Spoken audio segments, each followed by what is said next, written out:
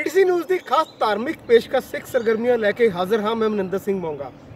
सिख कौम का एक विलक्षण इतिहास है, अमीर विरसा है तो शहीदियां नाल लबरेज गाथा तो इन्हां सारियां गल्लां नूं घर घर तक पहुँचाना ही साडी सब दी मुढ़ली कोशिश है।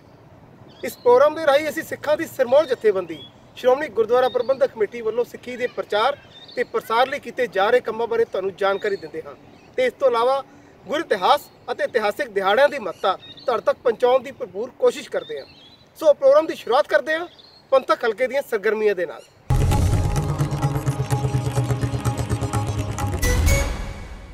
गुरुआं पीरां की बाणी नूं ग्रंथ का रूप देने वाले पंचम पातशाह धन धन श्री गुरु अर्जन देव जी जिन्हां ने मनुखी जीवन नूं एक नवां राह दिखाया। सो गुरु साहब की लसानी शहादत नूं प्रणाम करदे हां। आओ तुहानूं दिखाने हैं पीटीसी न्यूज़ की खास पेशकश। जपियो जिन अर्जन देव गुरु फिर संकट जोन गर्भ ना आयो। साहब श्री गुरु अर्जन देव जी का जन्म चौथी पातशाही श्री गुरु रामदास जी के घर बीबी भानी जी की कुखों 1563 ईस्वी के गोइंदवाल साहब विखे होया। गुरु साहब का 11 साल तक का बचपन अपने नाना जी श्री गुरु अमरदास जी के कोल बीत्या। श्री गुरु अमरदास जी के ज्योति जोत समाउण तो बाद गुरु अर्जन देव जी अपने पिता श्री गुरु रामदास जी के नाल अमृतसर साहब चले गए। गुरु अर्जन देव जी ने अपने गुरगद्दी काल दे विच सब तो महान काम इलाही बाणी रचन अते पहले गुरु साहबां दियां संतां भगतां दी बाणी नूं इकत्तर करन दा कीता। इस महान काम नूं करन लई गुरु साहब ने एकांतवास थां श्री रामसर साहब चुनी। गुरु साहब ने सन 1601 तो लैके अगस्त 1604 के लंबे अरसे दौरान एक काम संपूर्ण किया अते एक महान ग्रंथ तैयार किया जिस विच 5 गुरु साहबान दी बाणी अते 15 भगतां दी बाणी दा संग्रह सी। इस सेवा लई भाई गुरदास जी ने अपनी लेखनी द्वारा महान योगदान पाया। गुरु साहब ने अपनी देख रेख हेठ जल्द साज की अते 1604 नूं इस इलाही ग्रंथ का पहली बार दरबार साहब अंदर प्रकाश किया गया अते बाबा बुड्ढा जी नूं प्रथम ग्रंथी के तौर पर थापया गया अते हुक्मनामा लिया गया। सुखमनी साहब गुरु अर्जन देव जी की शाहकार रचना। इस दियां कुल 24 अष्टपदियां ने। हर अष्टपदी के आरंभ दे विच एक श्लोक अंकित है जिस विच उस अष्टपदी का सार दिता गया। सुखमनी सुख अमृत प्रभ नाम भगत जना के मन बिसरा रहाओ। इस तो इलावा 12 माह गुरु अर्जन देव जी की श्रेष्ठ रचना है। श्री गुरु ग्रंथ साहब जी दे विच सिर्फ 2 ही 12 माह दर्ज ने। गुरु अर्जन देव जी की रचित 12 माह विच पंजाबी की प्रधानता है। सच्चे मार्ग चलदियां उस्तत करे जहान। गुरु अर्जन देव जी नूं शहीदां ते सरताज कह के भी नवाजिया जाता है क्योंकि गुरु साहब की शहादत कोई आम शहादत नहीं सी। गुरु साहब नूं वैरियां ने ईरखा भाव दे नाल पहला जहांगीर के सामने गुरु साहब के खिलाफ गल्लां कीतियां अते नाल ही चंदू ने अपना बदला लैण लई गुरु साहब नूं जम के तसीहे दिते। पर गुरु साहब तेरा किया मीठा लागे हर नाम पदार्थ नानक मांगे दे महावाक अनुसार हर तसीहा चलते गए। गुरु साहब नूं तत्ती तवी ते बिठा के सीस उत्ते तत्ती रेत पाई गई अते बाद विच उबलदे पानी की देग दे विच पा के शहीद कर दिता गया। सो शहीदां दे सरताज साहब श्री गुरु अर्जन देव जी ने अपने जीवन काल दे विच सिख कौम नूं अनमोल दातां दित्तियां।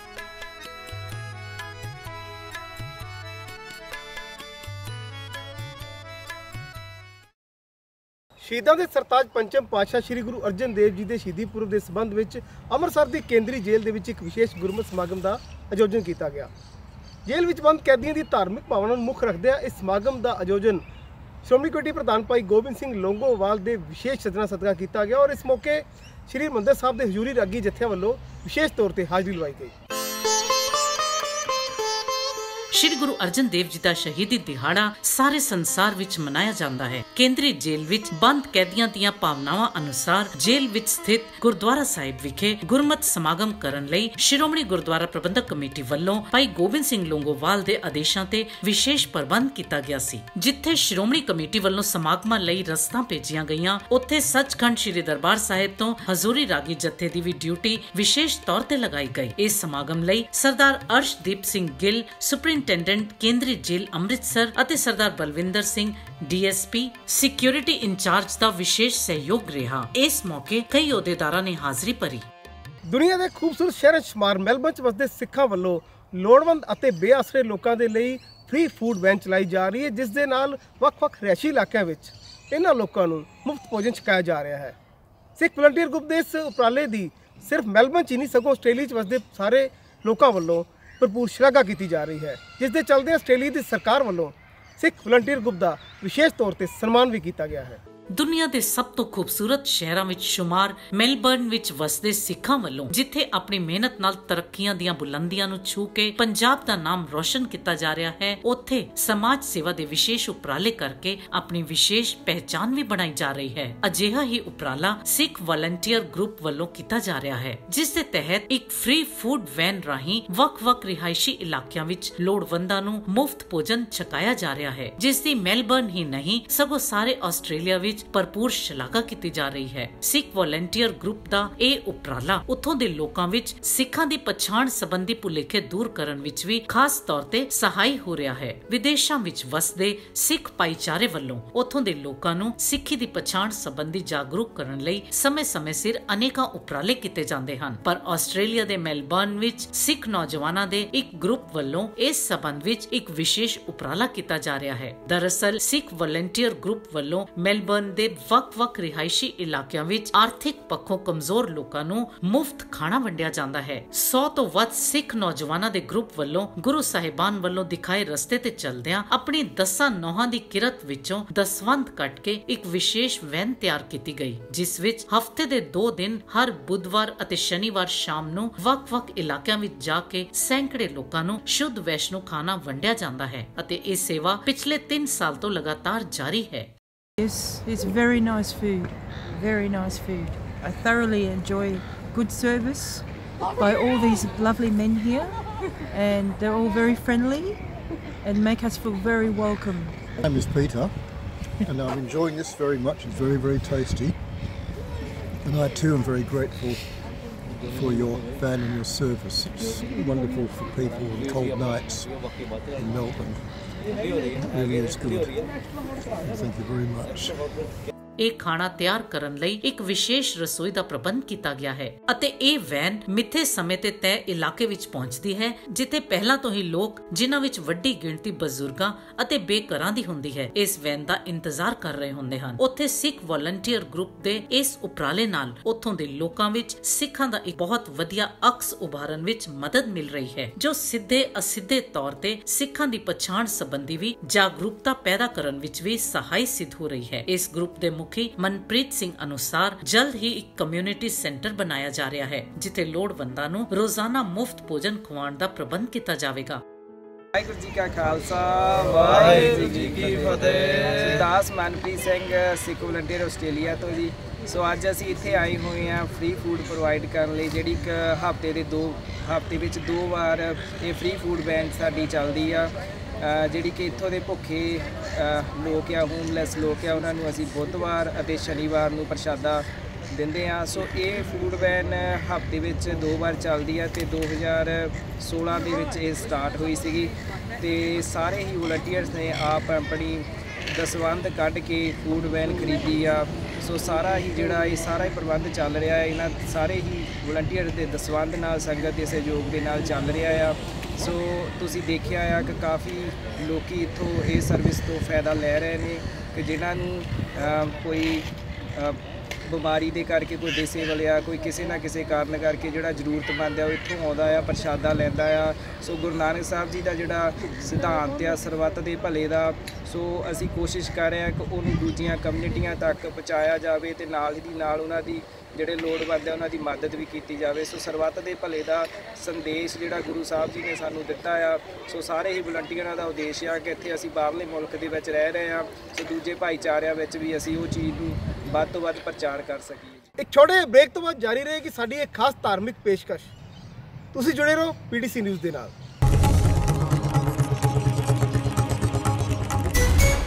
ਪਾਕਿਸਤਾਨ ਸਥਿਤ ਇਤਿਹਾਸਿਕ ਗੁਰਦੁਆਰਾ ਡੇਰਾ ਸਾਹਿਬ ਵਿਖੇ ਸ਼ੇਰੇ ਪੰਜਾਬ ਮਹਾਰਾਜਾ ਰਣਜੀਤ ਸਿੰਘ ਦੀ ਬਰਸੀ ਮਨਾਉਣ ਦੇ ਲਈ ਸਿੱਖ ਸ਼ਰਧਾਲੂਆਂ ਦਾ ਜੱਥਾ ਸ਼੍ਰੋਮਣੀ ਗੁਰਦੁਆਰਾ ਪ੍ਰਬੰਧਕ ਕਮੇਟੀ ਦੇ ਮੁੱਖ ਦਫ਼ਤਰ ਤੋਂ ਜੈਕਾਰਿਆਂ ਦੀ ਗੂੰਜ ਚ ਰਵਾਨਾ ਕੀਤਾ ਗਿਆ। ਇਸ ਮੌਕੇ ਜੱਥੇ ਨਾਲ ਜਾ ਰਹੀਆਂ ਸੰਗਤਾਂ ਵਿੱਚ ਖਾਸਾ ਉਤਸ਼ਾਹ ਦੇਖਣ ਨੂੰ ਮਿਲਿਆ।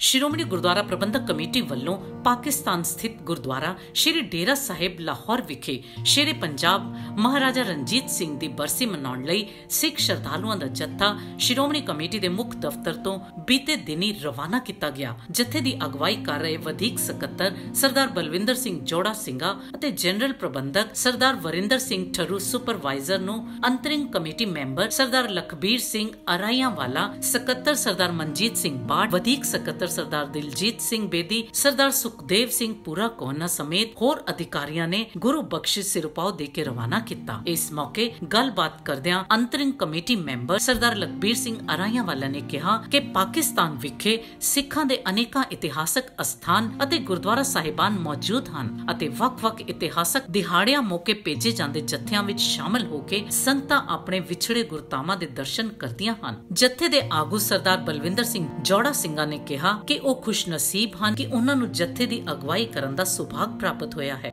ਕਿ ਜਿਹੜਾ ਜੱਥਾ ਸ਼੍ਰੋਮਣੀ ਗੁਰਦੁਆਰਾ ਪ੍ਰਬੰਧਕ ਕਮੇਟੀ ਦੁਆਰਾ ਪਾਕਿਸਤਾਨ ਵਿਚਲੇ ਜਿਹੜੇ ਗੁਰਧਾਮ ਵਿਛੋੜੇ ਗਏ ਸੀਗੇ ਉਹਨਾਂ ਦੇ ਦਰਸ਼ਨ ਦਿਦਾਰਿਆਂ ਦੇ ਲਈ ਅੱਜ ਅਸੀਂ ਇੱਥੋਂ ਜਾ ਰਹੇ ਹਾਂ। ਇਸ ਜਥੇ ਦੇ ਵਿੱਚ 84 ਦੇ ਕਰੀਬ ਪਾਸਪੋਰਟ ਦੇ ਧਾਰੀ ਜਿਹੜੇ ਆ ਜਾਂ ਜਥੇ ਦੇ ਯਾਤਰੂ ਜਾ ਰਹੇ ਨੇ। ਇਹ ਜਥਾ ਅੱਜ ਪੰਜਾ ਸਾਹਿਬ ਪਹੁੰਚੇਗਾ ਤੇ ਉੱਥੇ ਦੇ ਦਰਸ਼ਨ ਦਿਦਾਰੇ ਕਰਕੇ 23 ਤਰੀਕ ਨੂੰ ਇਹ ਜਥਾ ਨਨਕਾਣਾ ਸਾਹਿਬ ਗੁਰੂ ਨਾਨਕ ਪਾਤਸ਼ਾਹ ਦੇ ਚਰਨ ਛੋਹ ਪ੍ਰਾਪਤ ਸਥਾਨ ਜਿਹੜੇ ਉਹਨਾਂ ਦੇ ਦਰਸ਼ਨ ਦਿਦਾਰੇ ਕਰੇਗਾ ਤੇ 26 ਤਰੀਕ ਨੂੰ ਇਹ ਜਿਹੜਾ ਜਥਾ ਵਾ ਇਹ ਉੱਥੇ ਲਾਹੌਰ ਗੁਰਦੁਆਰਾ ਡੇਰਾ ਸਾਹਿਬ ਦੇ ਦਰਸ਼ਨ ਦਿਦਾਰੇ ਕਰਕੇ 30 ਤਰੀਕ ਨੂੰ ਵਾਪਸੀ ਹਿੰਦੁਸਤਾਨ ਵਾਪਸ ਆਵੇ। ਇਹ ਮਹਾਰਾਜਾ ਰਣਜੀਤ ਸਿੰਘ ਦੀ ਬਰਸੀ ਅਸੀਂ ਜਿਹੜੀ ਆ ਉਹ ਮਨਾਉਣ ਦੇ ਲਈ ਉੱਥੇ ਜਾ ਰਹੇ ਹਾਂ। 179ਵੀਂ ਬਰਸੀ 1839 ਦੇ ਵਿੱਚ ਉਹਨਾਂ ਦੀ ਹੋਈ ਸੀਗੀ ਤੇ 179ਵੀਂ ਬਰਸੀ ਜਿਹੜੀ ਅਸੀਂ ਮਨਾਉਣ ਜਾ ਰਹੇ ਹਾਂ। श्री महाराजा रणजीत सिंह की बरसी मनाने वास्ते अमृतसर पाकिस्तान साहब चले ने। ननकाना साहब, करतारपुर साहब ते हसन अब्दाल लाहौर जाना नाल रवानगी हैगी ते 30 तरीक साड़ी वापसी हैगी।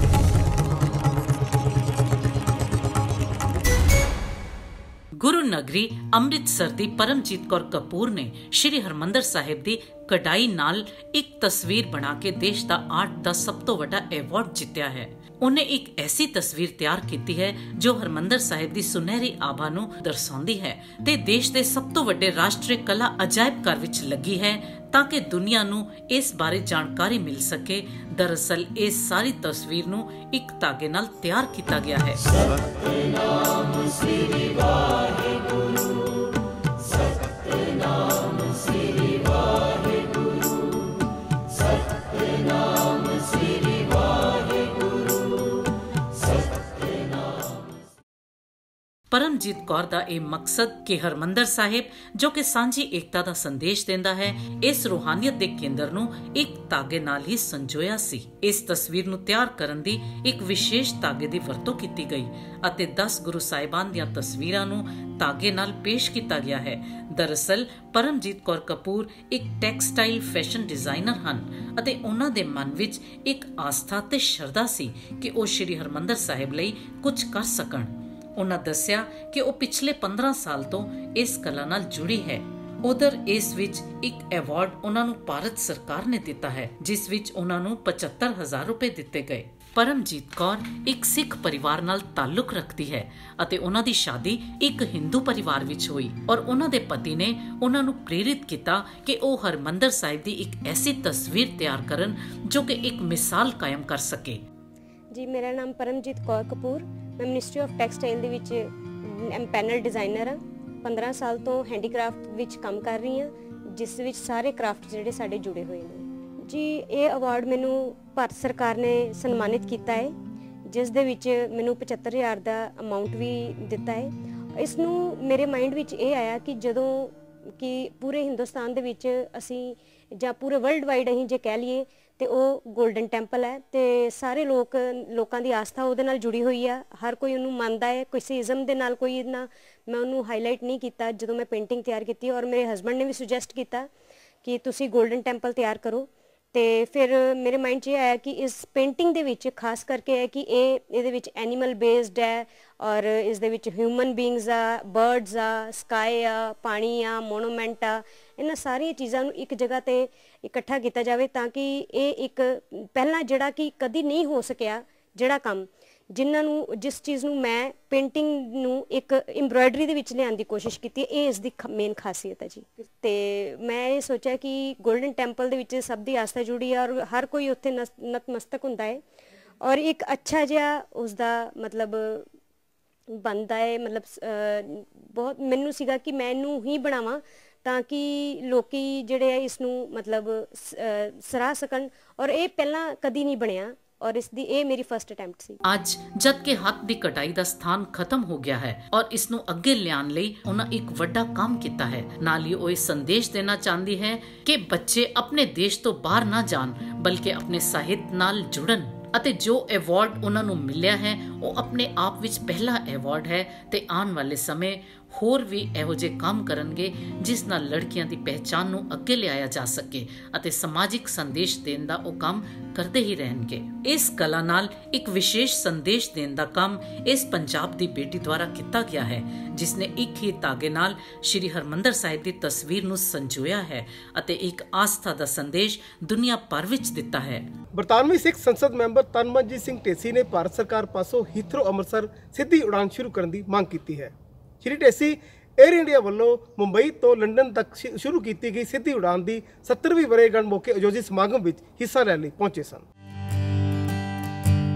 ਬਰਤਾਨਵੀ ਸਿੱਖ ਸੰਸਦ ਮੈਂਬਰ ਤਨਮਨਜੀਤ ਸਿੰਘ ਢੇਸੀ ਨੇ 에ਅਰ ਇੰਡੀਆ ਵੱਲੋਂ ਮੁੰਬਈ ਤੋਂ ਲੰਡਨ ਲਈ ਸ਼ੁਰੂ ਕੀਤੀ ਪਹਿਲੀ ਉਡਾਨ ਦੀ 70ਵੀਂ ਵਰ੍ਹੇਗੰਢ ਮੌਕੇ ਦਿੱਲੀ ਤੋਂ ਲੰਡਨ ਪੁੱਜੇ 에ਅਰ ਇੰਡੀਆ ਦੇ ਸੀਨੀਅਰ ਅਧਿਕਾਰੀਆਂ ਸਮੇਤ ਇਸ ਦੇ director international operations captain Arvind Kathpalia ਨਾਲ ਲੰਡਨ ਵਿੱਚ ਉਚੇਚੀ ਮੁਲਾਕਾਤ ਕਰਕੇ ਹੀਥਰੋ ਤੋਂ ਅੰਮ੍ਰਿਤਸਰ ਤੱਕ ਸਿੱਧੀ ਹਵਾਈ ਉਡਾਨ ਮੁੜ ਸ਼ੁਰੂ ਕਰਨ ਦੀ ਮੰਗ ਕੀਤੀ। ਇਹ ਜਾਣਕਾਰੀ ਦਿੰਦਿਆਂ ਢੇਸੀ ਨੇ ਦੱਸਿਆ ਕਿ ਉਹਨਾਂ ਨੇ ਭਾਰਤੀ ਹਵਾਈ ਸੇਵਾ 에ਅਰ ਇੰਡੀਆ ਦੇ ਸੀਨੀਅਰ ਅਧਿਕਾਰੀਆਂ ਨੂੰ ਪੰਜਾਬੀ ਭਾਈਚਾਰੇ ਵੱਲੋਂ ਚਿਰਾਂ ਤੋਂ ਹੀਥਰੋ ਅੰਮ੍ਰਿਤਸਰ ਸਿੱਧੀ ਹਵਾਈ ਸੇਵਾ ਸ਼ੁਰੂ ਕਰਨ ਦੀ ਕੀਤੀ ਜਾ ਰਹੀ ਮੰਗ ਦੁਹਰਾਈ ਅਤੇ ਪ੍ਰਗਤੀ ਸੰਬੰਧੀ ਜਾਣਕਾਰੀ ਆਦਾਨ ਪ੍ਰਦਾਨ ਕੀਤੀ। ਉਹਨਾਂ ਦੱਸਿਆ ਕਿ ਕਠਪਾਲੀਆ ਨੇ ਭਰੋਸਾ ਦਿੱਤਾ ਕਿ ਨਵੀਂ ਦਿੱਲੀ ਸਥਿਤ 에ਅਰ ਇੰਡੀਆ ਦੇ ਉੱਚ ਅਧਿਕਾਰੀਆਂ ਨਾਲ ਸਲਾਹ ਮਸ਼ਵਰਾ ਕਰਕੇ ਬਹੁਤ ਜਲਦ ਹੀ ਇਹਨਾਂ ਦੋਵੇਂ ਮਹੱਤਵਪੂਰਨ ਸੈਰ ਸਪਾਟਾ ਕੇਂਦਰਾਂ ਨੂੰ ਸਿੱਧੇ ਹਵਾਈ ਸੰਪਰਕ ਰਾਹੀਂ ਜੋੜਨ ਲਈ ਫੈਸਲਾ ਲਿਆ ਜਾਵੇਗਾ। ਉਹਨਾਂ ਕਿਹਾ ਕਿ ਉਹ ਪਿਛਲੇ ਕਈ ਸਾਲਾਂ ਤੋਂ ਪਵਿੱਤਰ ਨਗਰੀ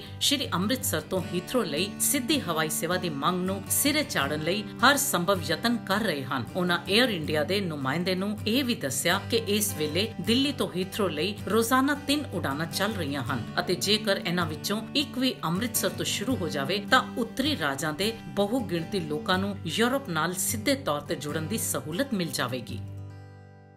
ਨੌਵੇਂ ਪਾਤਸ਼ਾਹ ਸ਼੍ਰੀ ਗੁਰੂ ਤੇਗ ਬਹਾਦਰ ਸਾਹਿਬ ਅਤੇ ਦਸ਼ਮ ਪਿਤਾ ਸ਼੍ਰੀ ਗੁਰੂ ਗੋਬਿੰਦ ਸਿੰਘ ਜੀ ਦੇ ਪਿਆਰੇ ਸਿੱਖ ਅਤੇ ਸਿੱਖ ਪੰਥ ਦੀ ਮਹਾਨ ਸ਼ਖਸੀਅਤ ਭਾਈ ਕਨਈਆ ਜੀ ਦੇ 300 ਸਾਲਾ ਜੋਤੀ ਜੋਤ ਦਿਹਾੜਾ ਸ਼੍ਰੋਮਣੀ ਗੁਰਦੁਆਰਾ ਪ੍ਰਬੰਧਕ ਕਮੇਟੀ ਵੱਲੋਂ ਸੇਵਾ ਪੰਥੀ ਸੰਪਰਦਾ ਦੇ ਸਹਿਯੋਗ ਦੇ ਨਾਲ ਸ਼੍ਰੀ ਅਨੰਦਪੁਰ ਸਾਹਿਬ ਵਿਖੇ 19 ਤੇ 20 ਸਤੰਬਰ ਨੂੰ ਬਹੁਤ ਵੱਡੇ ਪੱਧਰ ਤੇ ਮਨਾਇਆ ਜਾਵੇਗਾ। ਇਸ ਸੰਬੰਧ ਵਿੱਚ ਬੀਤੇ ਦਿਨੀ ਸ਼੍ਰੀ ਅਨੰਦਪੁਰ ਸਾਹਿਬ ਵਿਖੇ ਇੱਕ ਵਿਸ਼ੇਸ਼ ਇਕੱਤਰਤਾ ਕਰਕੇ ਇਸ ਸ਼ਤਾਬਦੀ ਸੰਬੰਧੀ ਵਿਚਾਰ ਵਟਾਂਦਰਾ ਕੀਤਾ ਗਿਆ। ਸੇਵਾ ਪੰਥੀ ਸੰਪਰਦਾ ਦੇ ਪ੍ਰਧਾਨ ਮਹੰਤ ਕਰਮਜੀਤ ਸਿੰਘ ਯਮਨਾ ਨਗਰ ਦੀ ਪ੍ਰਧਾਨਗੀ ਹੇਠ ਸੇਵਾ ਪੰਥੀ ਮਹਾਂਪੁਰਸ਼ਾਂ ਦੀ ਵਿਸ਼ੇਸ਼ ਮੀਟਿੰਗ ਹੋਈ ਜਿਸ ਵਿੱਚ ਸ਼੍ਰੋਮਣੀ ਗੁਰਦੁਆਰਾ ਪ੍ਰਬੰਧਕ ਕਮੇਟੀ ਦੇ ਸਾਬਕਾ ਜਨਰਲ ਸਕੱਤਰ ਭਾਈ ਅਮਰਜੀਤ ਸਿੰਘ ਚਾਵਲਾ ਉਚੇਚੇ ਤੌਰ ਤੇ ਸ਼ਾਮਿਲ ਹੋਏ। ਮੀਟਿੰਗ ਵਿੱਚ ਫੈਸਲਾ ਕੀਤਾ ਗਿਆ ਕਿ ਆਉਂਦੇ ਦਿਨਾਂ ਵਿੱਚ ਸੇਵਾ ਪੰਥੀ ਸੰਪਰਦਾ ਵੱਲੋਂ ਸ਼੍ਰੋਮਣੀ ਗੁਰਦੁਆਰਾ ਪ੍ਰਬੰਧਕ ਕਮੇਟੀ ਦੇ ਪ੍ਰਧਾਨ ਭਾਈ ਗੋਬਿੰਦ ਸਿੰਘ ਲੋਂਗੋਵਾਲ ਨਾਲ ਮੀਟਿੰਗ ਕਰਕੇ ਇਸ ਸ਼ਤਾਬਦੀ ਦੀ ਰੂਪਰੇਖਾ ਤਿਆਰ ਕੀਤੀ ਜਾਵੇਗੀ। ਅੱਜ ਸੇਵਾ ਪੰਥੀ ਅਡਨਸ਼ਾਹੀ ਸਭਾ ਦੇ ਮਹਾਂਪੁਰਖ ਸ਼੍ਰੋਮਣੀ ਗੁਰਦੁਆਰਾ ਪ੍ਰਬੰਧਕ ਕਮੇਟੀ ਦੇ ਮੈਂਬਰ ਸਾਬਕਾ ਜਨਰਲ ਸਕੱਤਰ ਸਰਦਾਰ ਅਮਰਜੀਤ ਸਿੰਘ ਜੀ ਚਾਵਲਾ ਉਹਨਾਂ ਨੂੰ ਮਿਲ ਕੇ ਜੋ ਭਾਈ ਕਨਈਆ ਜੀ ਦੀ 300 ਸਾਲਾ ਜੋਤੀ ਜੋਤ ਸਮਾਗਮ ਦੀ ਸ਼ਤਾਬਦੀ ਆ ਰਹੀ ਹੈ ਉਸ ਦੇ ਪ੍ਰੋਗਰਾਮ ਉਲੀਕੇ ਗਏ ਜਿਹਦੇ ਵਿੱਚ 19 ਤੇ 20 ਸਤੰਬਰ ਨੂੰ ਅਨੰਦਪੁਰ ਸਾਹਿਬ ਦੇ ਵਿੱਚ ਬਹੁਤ ਭਾਰੀ ਸਮਾਗਮ ਕੀਤੇ ਜਾਣਗੇ।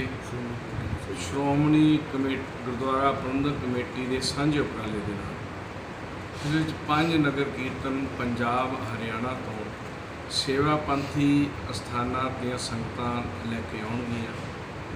ਸੰਪਰਦਾ ਦੇ ਸਾਰੇ ਮਹਾਂਪੁਰਖ ਸ੍ਰੀ ਅਨੰਦਪੁਰ ਸਾਹਿਬ ਵਿਖੇ ਜੋ ਭਾਈ ਕਨਈਆ ਜੀ ਦੀ 300 ਸਾਲਾ ਜੋਤੀ ਜੋਤ ਸ਼ਤਾਬਦੀ ਆ ਰਹੀ ਹੈ